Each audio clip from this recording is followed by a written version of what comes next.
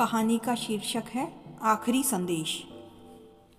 रात का अंधेरा, भारत पाक सीमा, हवा में ठंडक और सन्नाटा। सीमा पर तैनात था भारतीय सेना का एक जांबाज सिपाही, कैप्टन अर्जुन राठौड़। वो कम बोलता था, लेकिन उसकी आंखों में आग थी, देश के लिए कुछ भी कर गुजरने की। एक रात सेना के कंट्रोल रूम में अचानक एक अजीब सा सिग्नल पकड़ में आया। वो सिग्नल भारतीय कोड जैसा लग रहा था, लेकिन उसमें कुछ गड़बड़ थी। कमांडर ने अर्जुन को बुलाया। अर्जुन, ये संदेश हमारे ही किसी यूनिट से भेजा गया है, लेकिन उस लोकेशन पर हमारी कोई टीम नहीं है। अर्जुन चौंक गया। अगर वो भारतीय कोड था तो कोई अपना ही दुश्मनों के बीच फंसा था।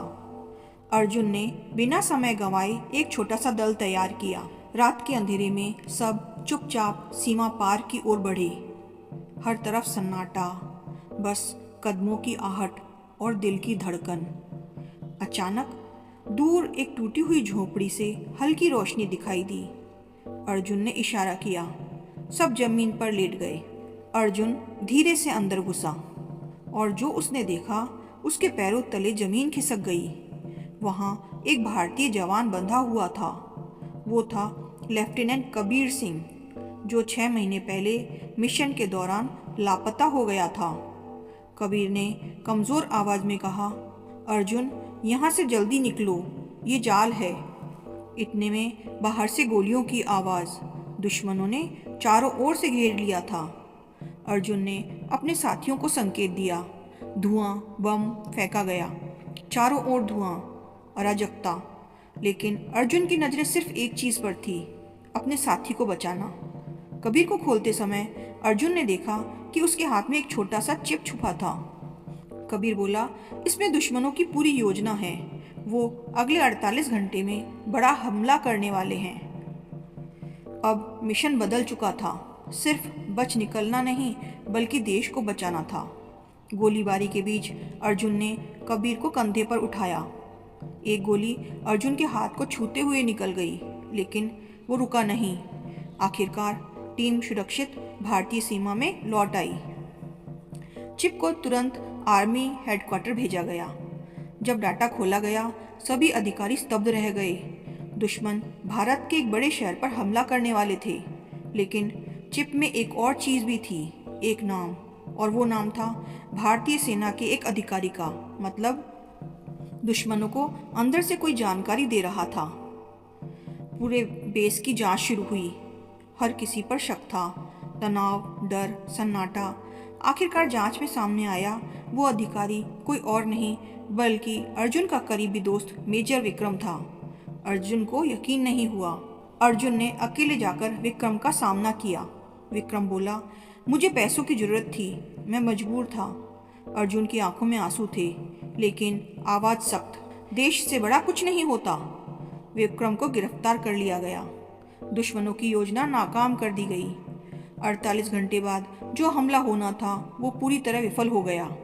समाचार चैनलों पर खबर चल रही थी, भारतीय सेना ने एक बड़ा आतंकी हमला टाल दिया। अर्जुन चुपचाप तिरंगे को सलाम कर रहा था। कबीर उसके पास आया और बोला, तूने फिर देश को बचा लिया दोस्त।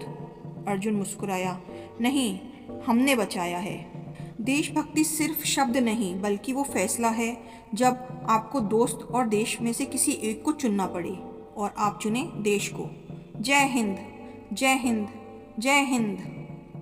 वंदे मातरम, वंदे मातरम, वंदे मातरम। यह कहानी राजस्थान के एक छोटे से गांव की है, जहां रहता था एक गरीब लेकिन ईमानदार लड़का, आरव। आरव की माँ खेतों में मजदूरी करती थी। घर में सिर्फ 2 लोग थे, माँ और बेटा। माँ हमेशा कहती, बेटा, गरीबी बुरी नहीं होती, सोच छोटी नहीं होनी चाहिए। आरव की आंखों में एक सपना था। वह फौजी बनकर देश की सेवा करना चाहता था। गांव के लोग उसका मजाक उड़ाते, अरे तू फौजी बनेगा, पहले पेट भर रोटी तो खा ले। लेकिन उसकी माँ हर रात उसे भगवान के सामने बिठाकर प्रार्थना करवाती, भगवान, मेरे बेटे को हिम्मत देना। एक दिन सेना की भर्ती निकली। आरव बिना जूते के ही दौड़ में भागा। पैरों में छाले पड़ गए, लेकिन उसने हार नहीं मानी और उसका चयन हो गया। माँ की आंखों में आंसू थे, लेकिन ये दुख के नहीं, गर्व के आंसू थे। कुछ साल बाद सीमा पर युद्ध जैसी स्थिति बन गई। आरव अपनी टुकड़ी के साथ तैनात था। दुश्मन ने अचानक हमला कर दिया। चारों तरफ गोलियों की आवाज, धुआं, चीखें। कमांडर घायल हो गया। सबकी नजर आरव पर थी। क्या वह आगे बढ़ेगा? क्या वह डर जाएगा? उसे माँ की बात याद आई। डर के आगे ही जीत है बेटा।